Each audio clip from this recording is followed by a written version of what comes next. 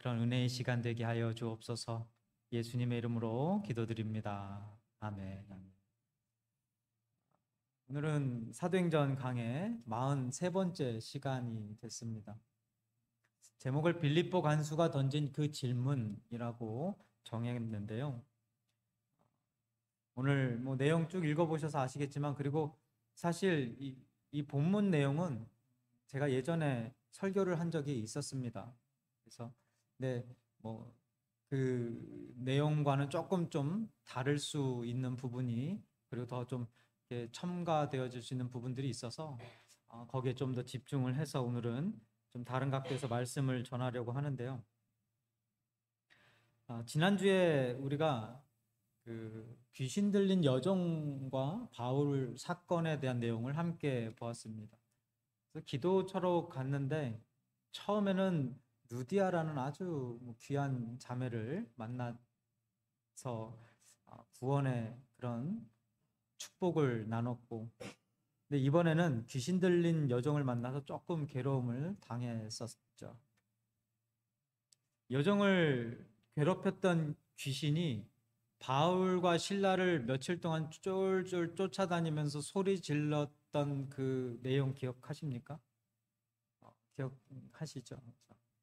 이 사람은 지극히 높은 하나님의 종으로서 구원의 길을 너에게 전하는 자라. 그래서 하나님은 누구신가? 성도는 누구인가? 그리고 성도의 사명은 무엇인가? 이거에 대한 답을 귀신이 해주었다라고까지 이야기를 나눴습니다.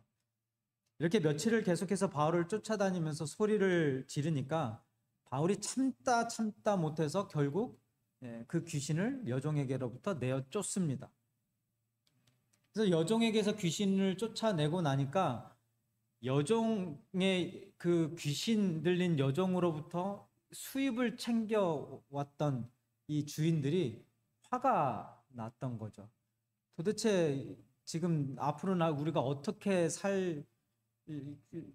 살게 하려고 지금 우리의 수입처, 유일한 수입처, 아주 중요한 수입처인 저 귀신을 여종에게서 쫓아냈나? 그러면서 주인들이 바울과 실라를 잡아다가 관원들에게 넘기게 됩니다.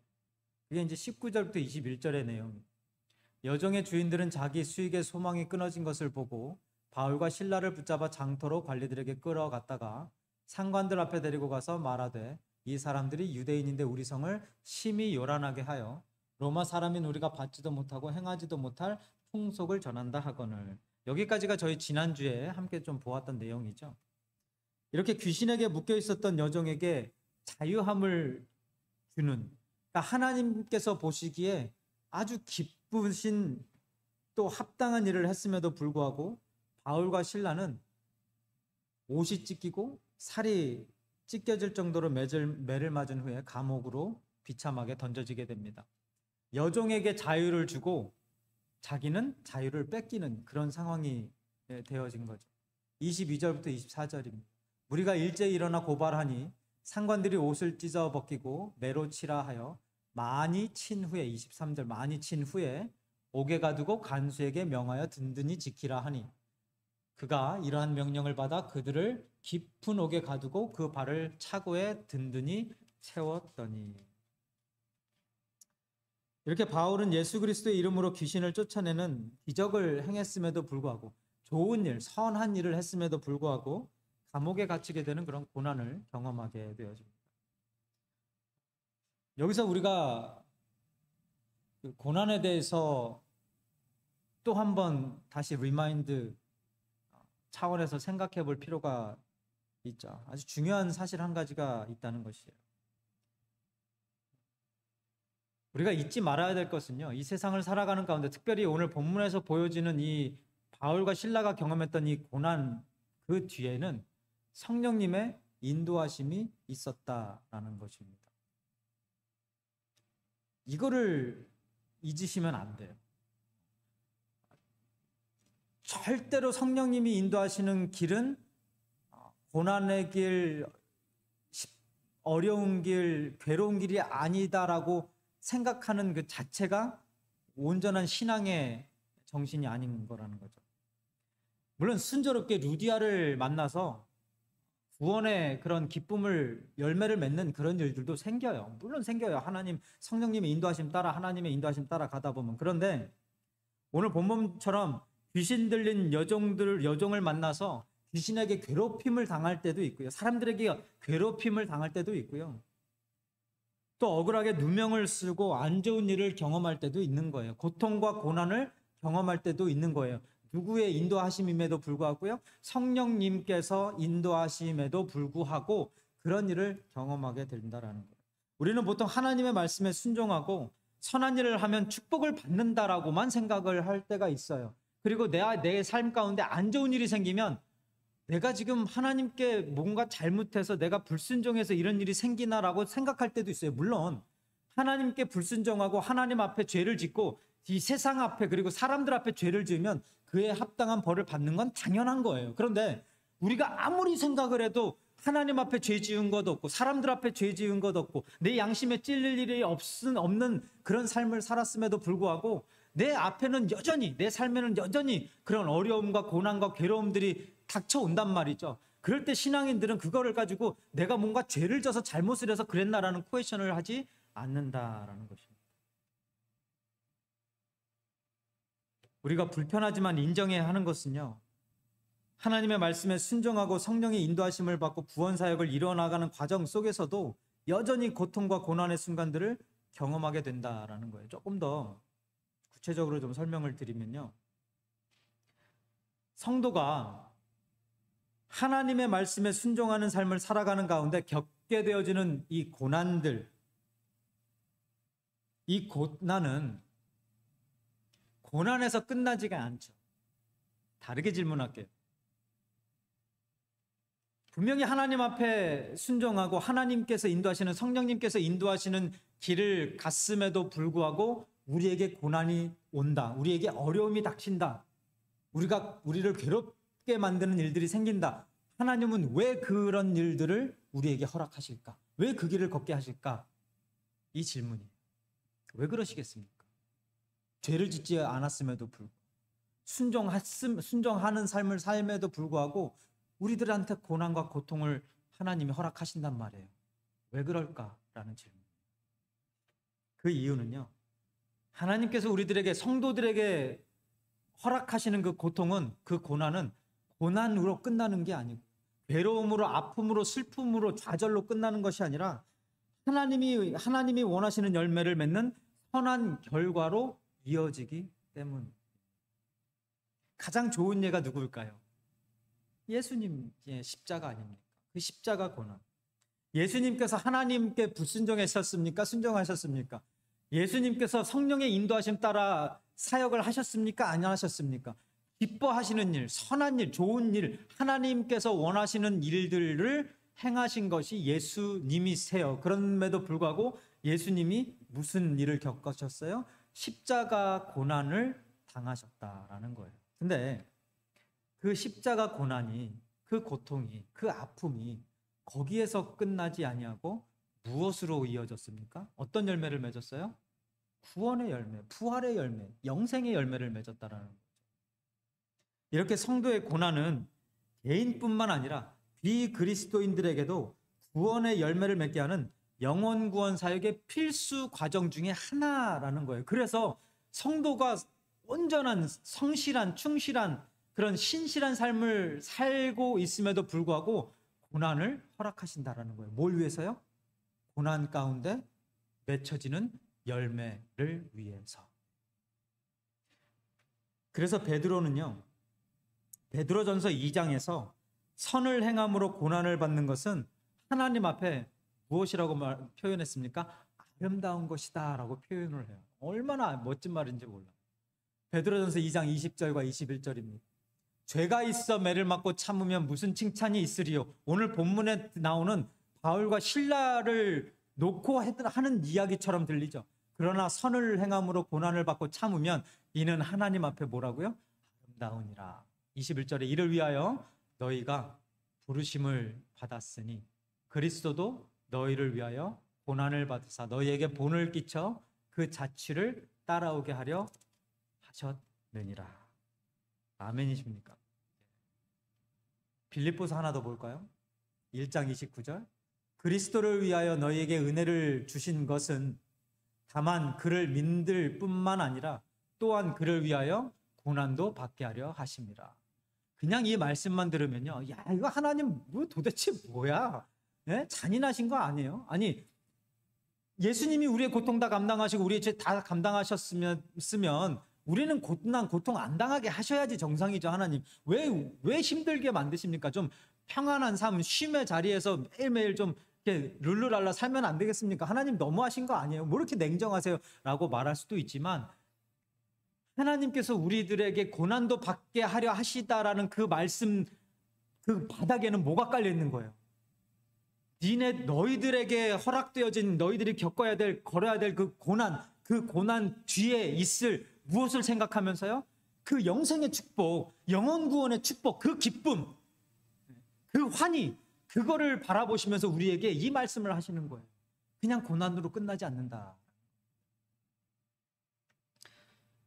이렇게 성도에게 허락되어진 고난은 영원 구원의 열매를 맺게 되기에 하나님 앞에 아름다울 수밖에 없는 것입니다. 역시가 아니라 여기서 혹시 지금 고난 가운데 계신 분들이 계신가요? 하나님 앞에 아름다운 열매가 맺혀질 줄 믿습니다. 힘내세요. 뭐 얼마나 힘들겠습니까? 죽기 아니면 까무러치기로 살다 보면 그게 십자가 길 아니에요. 죽기 아니면 까무러치기가 십자가 아닙니까? 그 십자가의 길 지고 가다 보면 하나님께서 우리가 기대하지도 못했던, 생각하지도 못했던 그 엄청난 그 영적 축복을 경험하게 하실 거라는 거예요. 그때 우리가 진정으로 하나님이 주시는 그 기쁨이 무엇인지, 그 조이가 무엇인지 그거를 알게 되는 거예요. 여러분, 하나님께서 고난을 허락하시는 이유가 이거에서 끝나지 아니하고요, 한 가지 더 있어요. 하나님께서 고난을 허락하시는 또 하나의 이유는 고난 속에서야 비로소 그 사람이 진짜 성도인지 가짜 성도인지가 확실히 드러나기 때문이에요. 위기의 순간에야 비로소, 평소 때는 몰라요. 진짜 제가 많은 사람들을 만나지 않습니까? 평소 때는 진짜 몰라요. 근데 같이 이렇게 일을 하고 같이 이렇게 무슨 뭐 사역을 같이 하고 행사를 준비하고 뭐 이렇게 많은 시간을 같이 이렇게 쭉 보내면서 딱 어떤 위기의 순간이 딱 다가올 때, 그때 그 사람의 본성이, 그 사람의 본심이, 그 사람의 본분이 확 드러나는 거예요. 그 전에는 베일에 쌓여 있어요. 감춰져 있죠. 아무도 몰라요.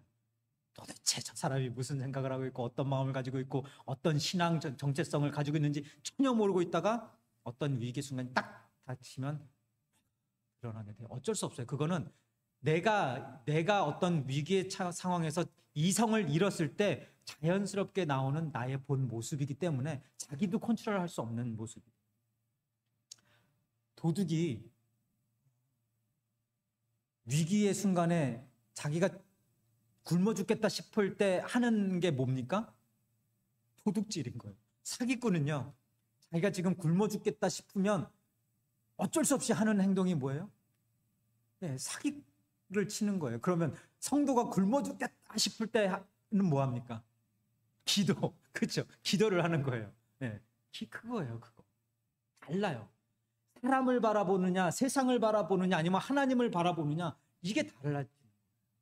여러분, 만약에 여러분이 바울이었다면 지금 그렇게 좋은 일, 선한 일을 했음에도 불구하고 채찍 맞고 거의 죽기 일부 직전 상황에서 감옥에 갇힌 그 상황이 지금 여러분의 상황이라면 여러분은 뭘 하시겠습니까?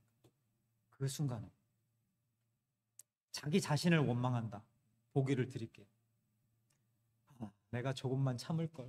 해난 짓 해가지고 그냥 귀 좀 막고 좀 이그노를 하면 되는데 괜히 왜 그렇게 이제는 절대로 내가 누굴 돕지 않는다.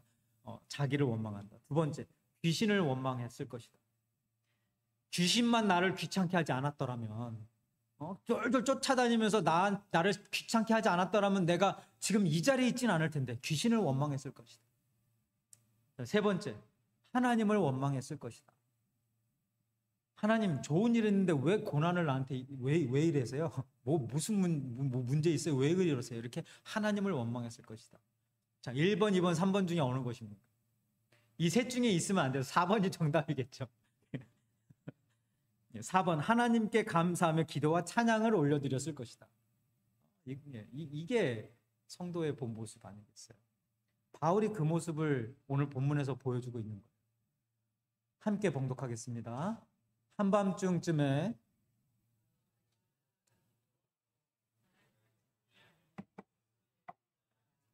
한밤중쯤 돼요. 지금 바울이 어떤 상태예요? 몸이? 지금 피 범벅이 되고 죽기 일부 직전의 상태예요. 그렇게 내던져졌어요. 그리고 감옥 깊은 곳이라고 했으니까 빛도 없는 곳이었고 습한 곳이었고 덥든지 습하든지 굉장히 불편한 불쾌한 곳이었고 어두컴컴한 그런 암흑 같은 그런 공포스러운 곳이었을 거란 말이에요. 몸도 몸이지만 그런 상황에서 그 한밤중에 바울과 실라가 일어나서 힘을 내서 했던 것이 나를 원망하거나 귀신을 원망하거나 하나님을 원망했던 것이 아니라 그리고 나 좀 살려달라고 애걸복걸한 것이 아니라 하나님 앞에 찬미하며 기도했더라. 찬미하며 기도했더라. 이 찬미라는 단어는요, 감사해야 하는 마음이 담겨져 있는 찬양을 드릴 때 나타나는 말 아니겠습니까? 이 세상 사람들은 도저히 이해할 수 없는 그런 모습인 거예요. 바울과 실라의 기도와 찬양이 있은 후에 하나님께서 큰 지진을 일으키셔서 감옥의 문이 열리고요. 그들의 발을 묶고 있었던 쇠사들이 풀리는 그런 기적을 경험합니다. 어떤 분들은 이 내용을 가지고 이렇게 이야기를 하죠. 자, 이렇게 어려움과 고난의 상황에서 바울과 실라처럼 하나님께 찬양하고 하나님께 간절히 기도하면 그 고난에서 벗어나게 해주실 것이다. 그 고통에서 벗어나게 해주실 것이다. 축복해 주실 것이다. 이렇게 가르쳐요. 물론 우리가 막다른 골목에 있을 때 누구를 붙잡겠어요? 하나님을 붙잡겠죠. 맞아요. 그런데 진정한 어떤 그 성도의 모습에서 우리가 이런 극한 상황에서 보여지는 모습은요, 하나님 나 좀 살려달라 이게 아니더라고요.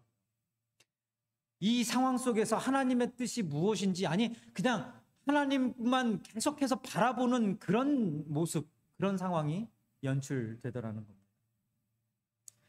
오늘 본문에서의 바울과 실라도요, 지금 하나님을 찬미했다, 기도하면서 하나님을 찬미했다고 하는데 오늘 본문 쭉 내용을 보니까 바울과 실라가 기도했던 내용이 하나님 나 좀 여기서 빼내주세요 이런 기도가 아니었더라는 거예요. 그 증거가 28절에 있어요.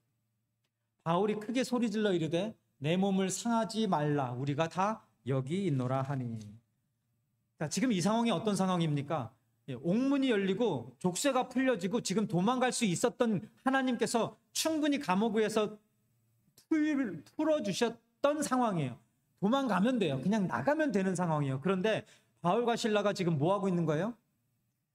감옥을 지키고 있었던 간수에게 지금 내가 여기 있다라고 이야기를 하고 있어요. 나 감옥에서 도망갈 일 없다. 지금 도망가려고 하고 있지 않다를 이야기하고 있는 거예요.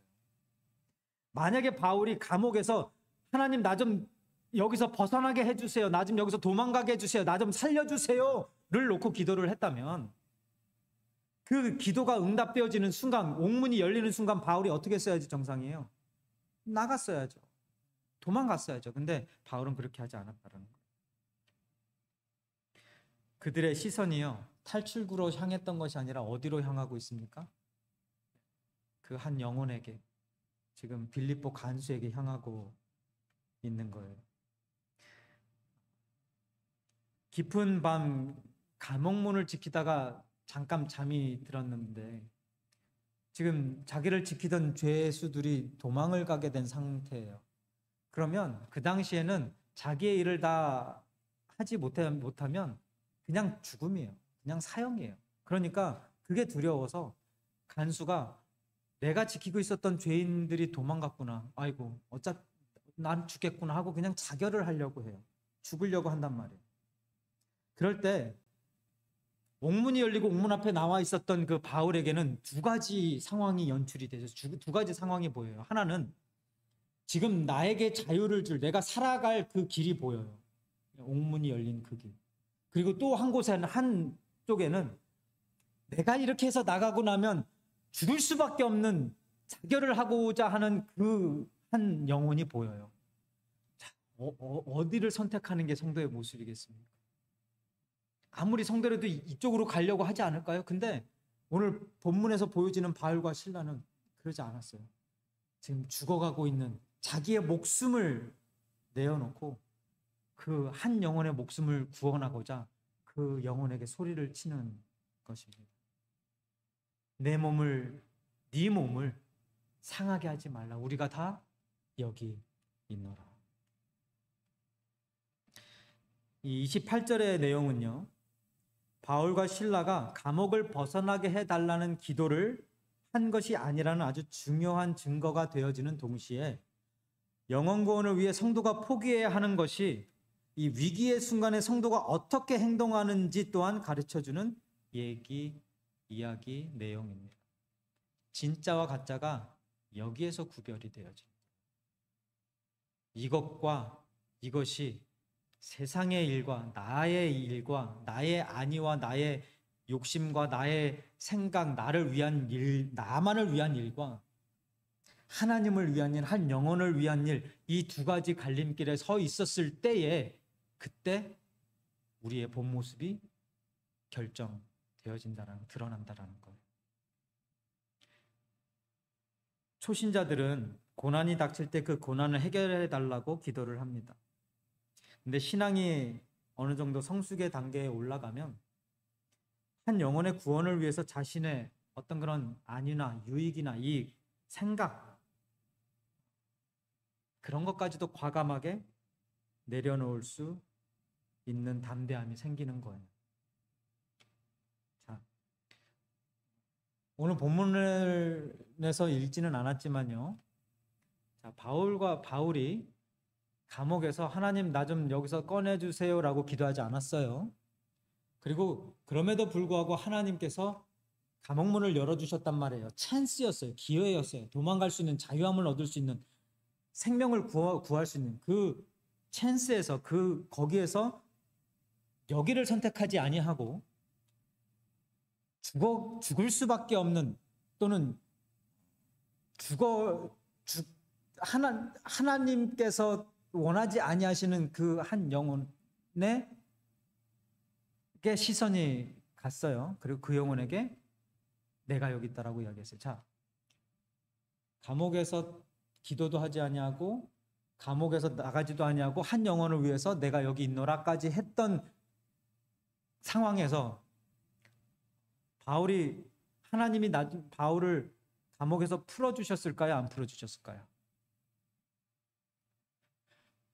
아직 지금 사도행전 16장밖에 아니니까 더 스토리가 남았을 거 아니에요. 하나님께서 풀어주셨어요. 자, 이걸 어떻게 설명을 해야 되나? 오늘 좀 길어지겠는데. 여러분 보세요. 하나님 나 여기서 좀 구원해 주세요. 나 감옥에서 나가게 해주세요라고 기도를 했고, 아니면 그거 기도를 하지 않았더라도 감옥문이 열렸을 때 내가 그냥 죽어가는 이 영혼 그냥 내팽겨치고 그냥 나 몰라라 하고 나 살 길 살아 나갔어도, 그죠? 하나님 감사합니다 나올 수 있었어요. 하나님이 나를 이렇게 풀어주셨군요. 하나님 내 기도 응답하셨군요. 하나님 나를 위해서 이런 일을 벌여주셨군요. 충분히 할 수 있었어요. 그죠? 어차피 감옥에서 나간 건 똑같아요. 근데 이렇게 해서 나간 것과 내가 여기 있노라 하고 이 영혼 구원하고 나간 것과 어떤 차이가 있어요? 그 결과면에서 동일하게 감옥을 나갔음에도 불구하고 이 영혼을 살리고 나간 그곳에는 구원의 은혜가, 구원의 축복을 경험하고 누리고 나누고, 그리고 나서 감옥에서 나가는 거예요. 그리고 나서 응답받는 거예요. 자동적으로. 여러분 이거 중요한 거 아닌가요? 응? 우리가 세상 것을 놓고 기도하면서 세상 것을 하나님께서 우리에게 주셔도 감사하는 거죠. 하나님 내 기도 드려주셨으니까 감사한 거예요. 근데 여기에는 뭐가 빠져 있어요? 영혼 구원이라는 게 빠져 있잖아요. 하나님이 원하시는 그 영혼 구원 사역이 빠져 있잖아요. 근데 이거 놓지 않고 그냥 하나님, 내가 한 영혼을 위해서, 그 영혼 구원을 위해서 무언가를 하고 싶고 무언가를 해야 되고 무언가를 손해를 보고 무언가를 내려놓아야 한다면, 포기해야 된다면 하겠습니다라는 거기 속에는 하나님의 응답뿐만 아니라 내가 나를 통해서 영혼 구원 되어지는 그 구원의 기쁨 또한 경험하게 되는 거라는 거예요. 할렐루야. 우리가 하나님 조목사에게 좀 그런 일을 매일매일 일어나게 허락하여 주옵소서. 우리 바인교회에 그런 일들이 차고 넘치게 하여 주옵소서.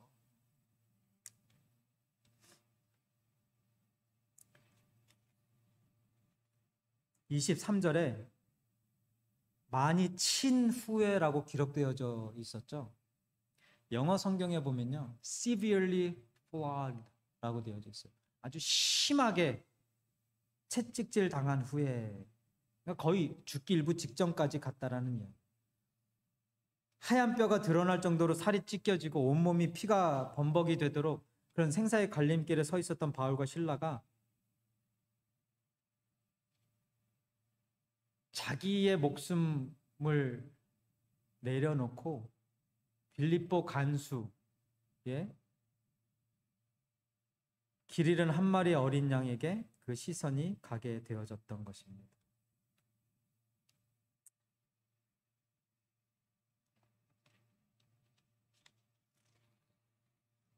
이렇게 세상 사람들은 이해할 수 없는 상식을 뛰어넘는 바울과 실라의 모습을 보게 된 빌립보 간수가 떨리는 목소리로, 떨리는 입술로 조심스럽게 바울과 실라에게 이 질문을 해요. 30절 우리 함께 봉독하겠습니다. 그들을 데리고 나가 이르되 선생들이여 내가 어떻게 하여야 구원을 받으리까? 빌립보 간수가 던진 이 질문, 내가 어떻게 하여야 구원을 받으리까? 여러분 단 한 번이라도요 하나님의 역사와 기적을 경험하셨다면, 그러니까 지금 빌립보 간수가 경험한 바울과 실라의 모습은 어떤 모습이에요? 선한 일을 했음에도 불구하고 억울하게 감옥에 채찍질을 당하고 죽기 직전까지 매맞고 감옥에 갇힌 사람들이에요. 그런데 감옥에 있는데도 원망을 하거나 두려워하지 않고 하나님을 찬양하고 찬미한다? 그리고 옥문이 열렸음에도 불구하고 거기에서 도망가지 아니하고 죽기 일부 직전인 자기를 구원하고자, 자기를 구하고자 내가 여기 있노라 네 몸을 상하지 말게 하라, 나를 위해서 지금 그 자리에 서 있다? 그 모습을 바라본 거예요. 그 빌립보 간수의 시선에 보여졌던 바울과 실라의 그 모든 그 모습을 경험한 빌립보 간수가 그들에게 던진 질문이 이거였잖아요. 어떻게 하여야 구원을 얻으리까? 여러분 이렇게 빌립보 간수처럼 단 한 번이라도 하나님의 역사와 기적을 경험하셨다면요, 그리고 단 한 번이라도 세상의 눈으로는 도저히 이해할 수 없는 그런 행동을 하는 그런 성도들, 그런 그리스도인들을 여러분들이 보셨다면, 그리고 아직 구원의 확신이 없으시다면 지금 이 시간 하나님께 꼭 던져야 될 질문이 바로 빌립보 간수가 던졌던 이 질문이에요. 하나님, 어떻게 하여야 구원을 얻으리까? 하나님께서 바울의 입술을 통해 이 질문에 답을 하십니다. 주 예수를 믿으라. 그리하면 너와 내 집이 구원을 받으리라. 아멘.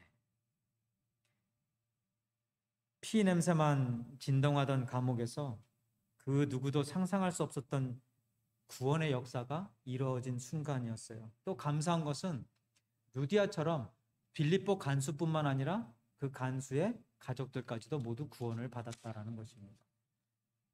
오늘 본문 마지막 부분이죠. 32절부터 34절입니다. 주의 말씀을 그 사람과 그 집에 있는 모든 사람에게 전하더라. 그 밤 그 시각에 간수가 그들을 데려다가 그 맞은 자리를 씻어주고 자기와 그 온 가족이 다 세례를 받은 후에 그들을 데리고 자기 집에 올라가서 음식을 차려주고 그와 온 집안이 하나님을 믿음으로 크게 기뻐하니라. 아멘. 이제 말씀 마무리 짓겠습니다.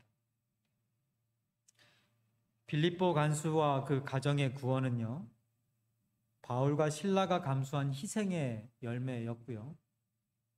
그리고 그들의 입술을 통해 담대히 선포된 복음의 열매였습니다. 그리고 그 모든 배경에는 하나님의 인도하심과 성령님의 인도하심이 있었던 거죠.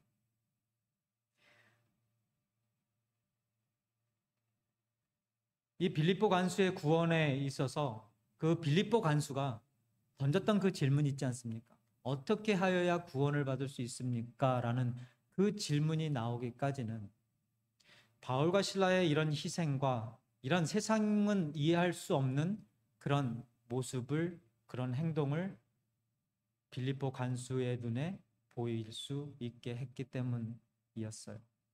하나님의 기적 사건도, 하나님의 인도하심도, 성령의 인도하심도, 기적도 필요했지만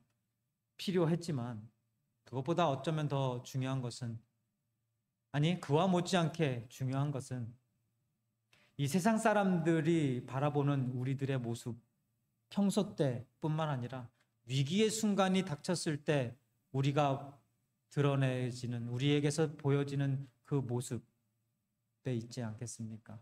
그런 저와 여러분들의 모습을 바라보며, 진정한 성도의 모습을, 그런 삶을 바라보며 빌립보 간수와 같은 안 믿는 성도들이, 안 믿는 사람들이 우리에게 던지는 질문이 이거 아니겠습니까? 내가 어떻게 해야 구원을 받을 수 있겠습니까? 그 질문들이 우리가 매일매일 들어야 되는 그런 질문들인 것이고, 그 질문에 대한 답이 무엇이었습니까? 주 예수를 믿으라. 그럼 너와 내 집이 구원을 얻으리라. 이 구원의 은혜와 축복이 넘치는 저와 여러분 되시기를 주님의 이름으로 축원드립니다. 하나님, 어쩌면 한 번도 해보지 못했던 그 질문, 어떻게 하여야 구원을 얻을 수 있겠습니까? 그리고 어쩌면 한 번도 선포해보지 못한 그 대답, 주 예수를 믿으라. 그러면 너와 내 집이 구원을 얻으리라. 이 질문과 이 대답이 우리 바인교회에 매일매일 들려지게 하시고 선포되어질 수 있도록 하셔서 우리 바인교회가, 하나님의 교회가 영혼구원 사역에 한 영혼과 그 한 영혼의 가정까지도 살리는 구원의 축복을 누리게 하는 은혜의 성도 그리고 교회 되게 하여 주옵소서. 예수님의 이름으로 기도드립니다. 아멘.